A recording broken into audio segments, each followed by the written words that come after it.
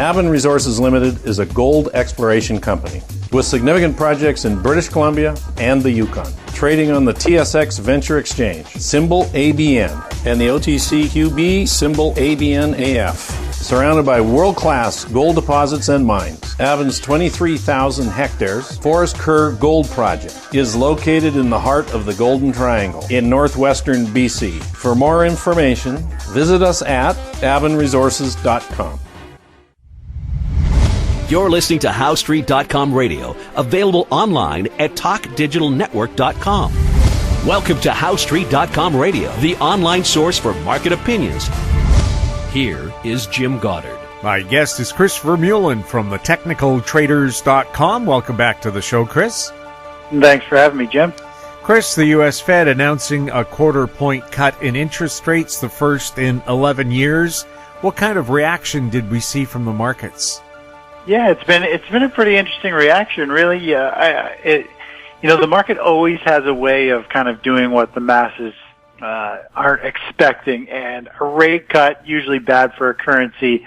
But today we got a quarter basis rate cut, and the U.S. dollar is just rocketing higher and moving markets pretty big. So today, obviously, I think the market was very comfortable with a quarter basis point. It was kind of baked into the cake, sitting tight. I guess the fear looking back, people were worried it was going to go up 0.5%, 50 basis points.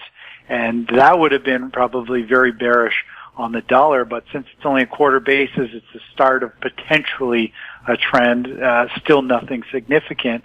It's seen as super bullish for the dollar. And obviously, a rising dollar is definitely putting some pressure on the rest of the markets here, or on the precious metals specifically. We're seeing gold down, silver down, miners really taking it on the chin today. But again, this is a news-based move, and usually when we have huge moves like this, intraday-wise based on news, usually most of those gains or losses are taken back within a couple trading sessions. So it's just a volatile day. I was telling subscribers this morning, expect big volatility, big price swings. We don't know which way the markets are going to go, and just let it do its thing, and we'll see where the dust settles in a day or two. So that's pretty much the stance we have right now, is we're just waiting to see how this kind of shake by the end of the week, and go from there. Now, usually when rates are dropped, it's to stimulate the economy, but we had the Fed chair telling us that, the U.S. job picture is good, wages are going up. Why would they drop interest rates at a time when the economy seems to be doing okay? Yeah, I'm not sure. I don't follow what they do too much, but obviously they're seeing something that scares them, and they want to start lowering the rates. I mean, to me, it's kind of a shot across the bow that things might be much worse than what the average person sees, and they might see some internal numbers that the average public, we just don't have access to. The last time we started to see rate cuts, the markets rolled over. We saw big selling. Really, it was in 2000, 2007, and it was the start of kind of a bear market starting in equities, because they were thinking something bad was coming, or the economy was weakening behind the scenes. So that very much could be the case. That's the way I see it. That's how I feel. And I've been talking about it for a while, that I feel like the stock market, I think this is a little volatility here, but I still think the market's going to try to potentially push higher into the third week of August, and that's when I have major cycles topping out, are predicted kind of high for the market. So I still think this is kind of a buy the dip at this point. We need to see where it's going to close in the next day or two, how this news settles out, but I do feel as though we're getting very close to the end, and rate cutting is usually an early kind of warning sign that things are crumbling behind the scenes for the economy. So we have so many markets in the red today. What's the one exception? Yeah, the big exception today, other than bonds, because typically bonds want to rise as the rates go down, but the big one bucking the trend is natural gas. And you and I have touched on this several times in the past, going back months, that when we have big down day in the stock market, heavy selling and fear in stocks, we tend to see natural gas buck the trend. It's happened over and over again, usually on some of the very biggest down days for stocks. Natural gas just seems to, float and move higher. And we're seeing that today. Natural gas up 5%. The stock markets, on average, are down about 1% and change today. And it's just kind of interesting how those two seem to always kind of be the opposite during extreme times. Now, natural gas was very oversold. I've talked about it a few times. I'm still looking for it to work its way lower towards the 205 area. Right now, it's trading at 225, so it still has some room to go down. But long term, natural gas is starting to look very ripe for a longer term type of play here later this summer. I'm expecting August, September, where hopefully we're going to see 205 or 2 on natural gas, and then I think there's a great opportunity for that energy to move higher going forward. Now, do you have a reason behind it, or is it just part of the cycle? It's just part of cycles and past price action, and it's seasonality as well. There's a lot of different things that kind of come into play, but if you're looking at the weekly chart and you zoom back to more or less even 2004, I mean, there's visual big cycles on the charts where there's standout lows and bounces in the market, and we are coming to one of those standout lows. Seasonality is coming into favor for natural gas to start to rise. It's a very big picture. This is a big picture kind of prediction forecast. I'm not thinking it's just going to pop for a few days. Once this does put in a bottom, we're looking at a 1 to 2 year bounce in natural gas. It'll naturally want to go higher, and it'll hold its value for a few years. So that's the way, going back to 2004, the market has moved, and I have reason it'll want to kind of do the same thing. We'll have more with Chris Vermeulen right after this. I'm Douglas Mason, CEO of Naturally Splendid, symbol NSP on the TSX Venture Exchange. Naturally Splendid is a biotechnology and consumer products company focused on the global cannabis and health markets. Naturally Splendid is expanding distribution in this rapidly growing market with products currently in Canada, the USA, South Korea, Germany, and Australia. To view our comprehensive company presentation and for more information, please visit our website at naturallysplendid.com. Grand Portage Resources' Herbert Gold Project in southeast Alaska highlights increased gold resource, indicated and inferred, of 860,000 ounces, in excess of 10 grams per ton gold. Expansion drilling is planned on the Herbert Gold property for the summer of 2019. Grand Portage Resources trading symbols are GPG on the TSX Venture, GPTRF on the OTCQB, and GPB on Frankfurt. For more information, please visit our website, grandportage.com. Welcome back. We're speaking with Chris Vermeulen. Chris, if natural gas is on the way up, is oil expected to go up as well? Well, it's tough to say. Looking at the crude oil chart, it's got some kind of mixed signals right now. It's trading between the range of around, looking at the weekly chart, long term, it's between 77 and the lows we saw down around 42, and it's trading right up kind of in the middle of that range. And the big question is, which way is crude going to break next? And typically, we should start to see commodities outperform stocks going forward. If this is the final stage of the bull market in U.S. equities, commodities should start to firm up and rally. Crude oil's had a fairly good year.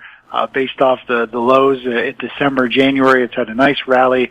Hopefully, if we can get above the $61 per barrel mark, then I think we're headed back up to that potential 72, maybe even the $76 per barrel. So it's stuck in a range. If we were to look on a shorter term chart, it's stuck between 61 and 54.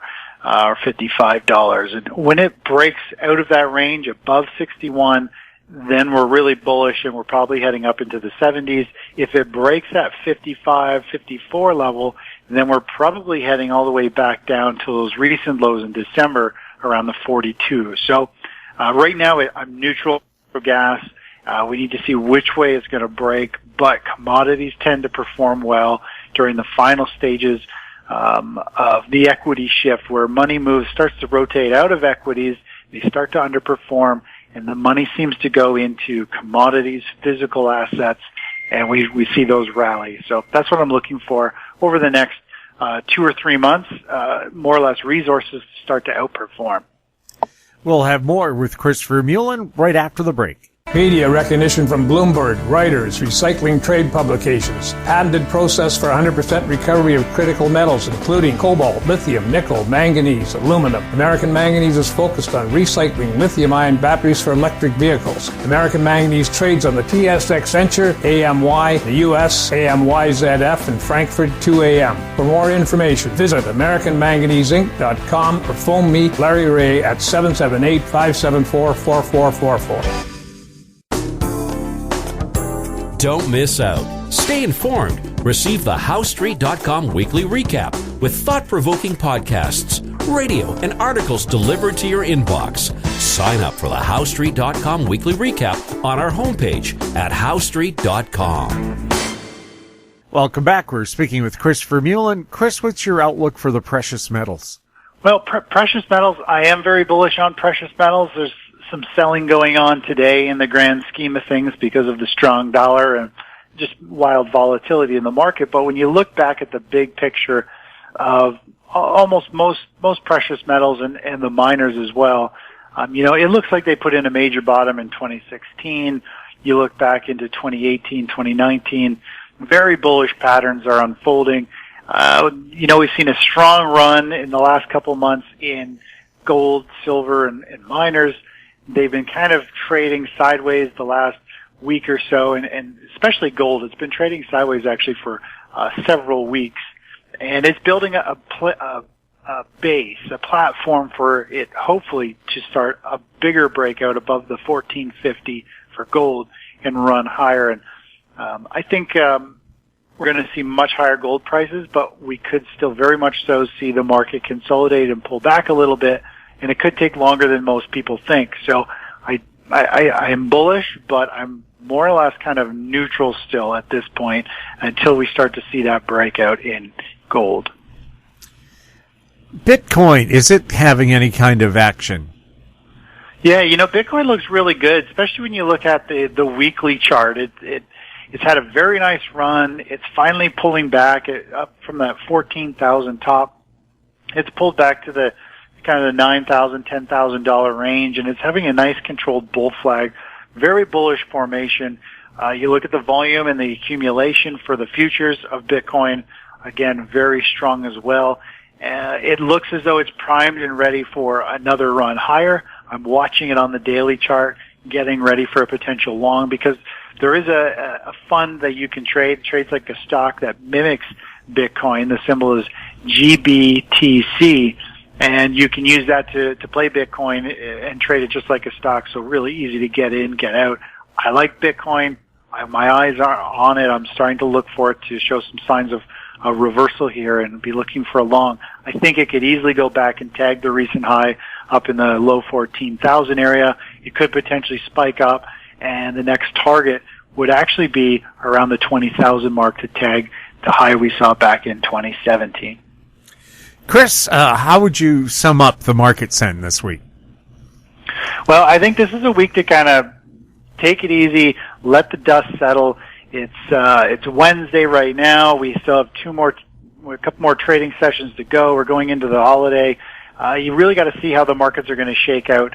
It's pretty big news today. The markets are moving. Everyone is very emotional. I can feel it. I can see it in the emails that come into my inbox, which is a great gauge of showing emotion in the markets, and it usually means we're at a critical turning point. So let the dust settle this week.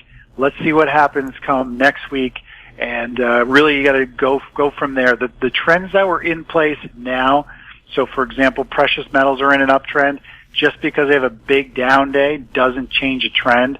Technically, they're getting oversold within the uptrend. This is a news-based move. You got to stick with the underlying trends still, even though today looks bearish. The underlying trends are still in favor. This is a news-based spike at this point, and these dips should still be bought into. Chris, thank you so much for chatting with us.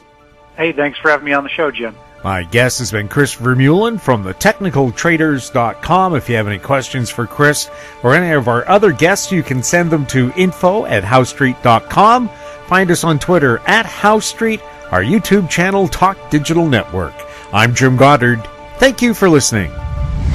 Comments made on HowStreet.com radio are an expression of opinion only and should not be construed in any matter whatsoever as recommendations to buy or sell any financial instrument at any time. Available online at TalkDigitalNetwork.com. HowStreet.com radio is a production of HowStreet Media Incorporated.